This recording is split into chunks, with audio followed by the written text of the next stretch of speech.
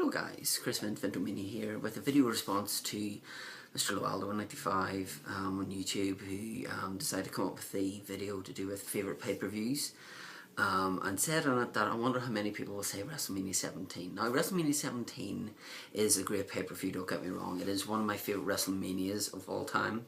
I've decided not to be predictable and go, oh, Wrestlemania 17 is my favourite of all time, or Wrestlemania 18 is my favourite of all time. I decided to mix it up now. Whereas Wrestlemania 17 and 18 are 2 years worth of pay-per-views that I love. 2001 is just such a strong year of pay-per-views from top to bottom. I don't think I can really fault many pay-per-views in 2001. 2002 as well is such a strong year, from the return of Triple H in the Royal Rumble to The Rock and Hogan, WrestleMania 18 to the first Elimination Chamber and Survivor Series. So I've decided to pick a pay-per-view from 2001 and 2002 because these years both mean a great deal to me. Wrestling wise, WrestleMania 17 was the first time I'd actually probably stayed up to watch a pay-per-view. It was the first time that I really started getting back into wrestling. I've been a wrestling fan since I remember my dad getting me WrestleMania 8 from Sky Sports. Let's just leave it at that. And that was the first time that I'd actually sat down and properly watched WWF wrestling, seeing Shawn Michaels and Tito Santana. You know, the first match on the card, seeing Hulk Hogan's retirement match, Ric Flair, Randy Savage, to name but a few matches. That holds a great deal of place in my heart due to the fact that my dad kind of first introduced me into it, you know. But 2001, my favourite pay-per-view is Royal Rumble. This Royal Rumble for me, now I know Miss Big Red will probably say yes the same, because this Royal Rumble was just absolutely fantastic. The actual Royal Rumble event, Kurt Angle versus Triple H. Kurt Angle had Trish in his corner, Triple H had Stephanie in his corner.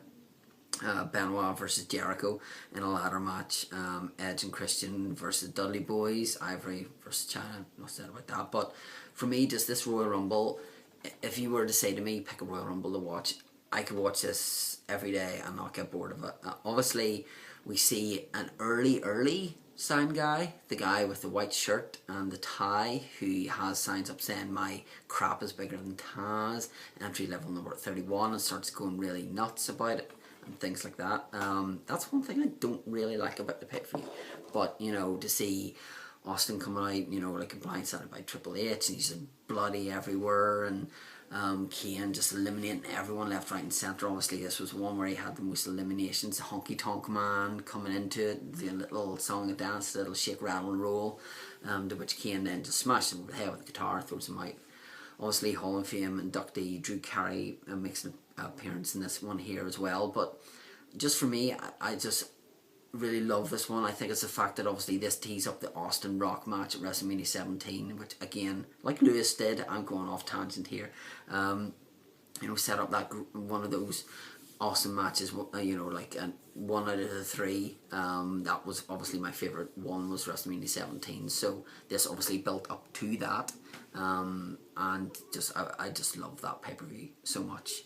Now, 2002, this may be a shocker, so he's going to go for Survivor Series because Elimination Chamber, but it is actually SummerSlam.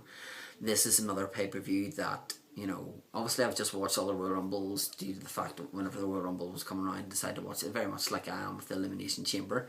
Now with SummerSlam, obviously quite a few months away, quite a lot of months away, this was just an awesome card. Obviously the return of Shawn Michaels versus Triple H in a good, awesome, non-sanctioned street fight.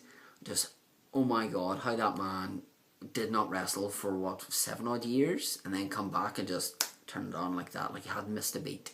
You know, like doing the kind of splash off the top rope, kind of going he's crazy and just jumping on Triple H as he's on a table.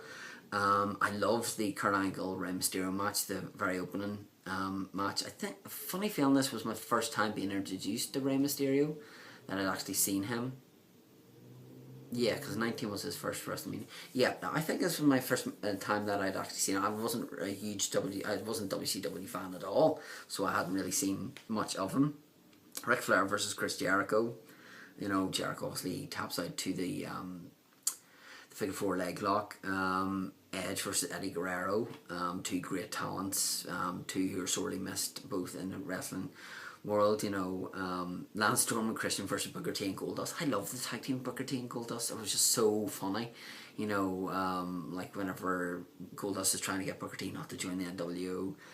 Benoit versus RVD, Undertaker versus Test, which was a very odd one, and obviously The Rock versus Brock Lesnar. Now, the promo work to show you, you know, how these people train. Obviously, Brock Lesnar running around carrying logs on his, you know, like on his shoulders, and Rock obviously leaving for Hollywood, and the kind of the twists and the turns on it was just a really, really good thing to see. You know, like that the fans had kind of taken the Brock Lesnar, become the champion, and kind of were getting a bit disheartened with The Rock. Now obviously The Rock is back, but you know, are a few of us disheartened that he's back, he's got the championship. I think that was pretty much evident once he beat CM Punk. So whether people are starting to get a bit sick of The Rock now, I don't know, time will tell, you know, but it's always nice to have The Rock back, in my opinion, although I'm kind of more leaning towards the Cena camp than I am The Rock camp, but that's just my thoughts.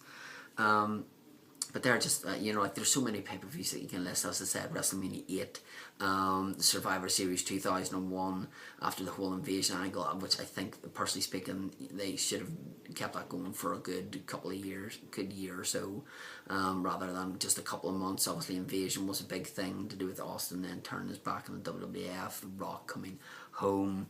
I've done that too many times, to the WWF whenever Shane thought he was going to join the Alliance, but there are so many pay-per-views. I mean, I would have loved to do my top 5 pay-per-views, which I may do in one of my videos and then see if I can get video responses for that, or I might do my favourite autobiography DVD and ask you what yours is. That isn't CM Punk's, because that'd just be a whitewash. You know, so I may do something like that. But, you know, credit goes to Lewis for trying to get people to do video responses. Thought I would leave mine for Lewis. Enjoyed hearing his stories about WrestleMania 21. Again, I totally agree. I think I love the adverts for that, you know, to do with Triple H dress up as Braveheart, and Ric Flair going, "You got a champ," you know, that guy Mel Gibson's got nothing on you. And the whole Basic Instinct thing with Stacy Keibler, the Pulp Fiction with Booker T and Eddie, just things like that were just hilarious. It's sad to say that they don't really do that anymore, and the whole "you talking to me, oh man," Big Show ripping his jacket. But yeah, that's just my favourite pay-per-views from 2001, 2002. I couldn't really narrow it down to one, so I decided to pick 2. So sorry Lewis, I'm a bit greedy on it, but yeah, leave your video responses to Mr. Loaldo195 on YouTube. Go and see his video. Just really tells how he fell in love with wrestling, things like that. I've been very fortunate. Near enough everywhere I've gone has been somebody who has liked wrestling, or I've managed to get them into wrestling.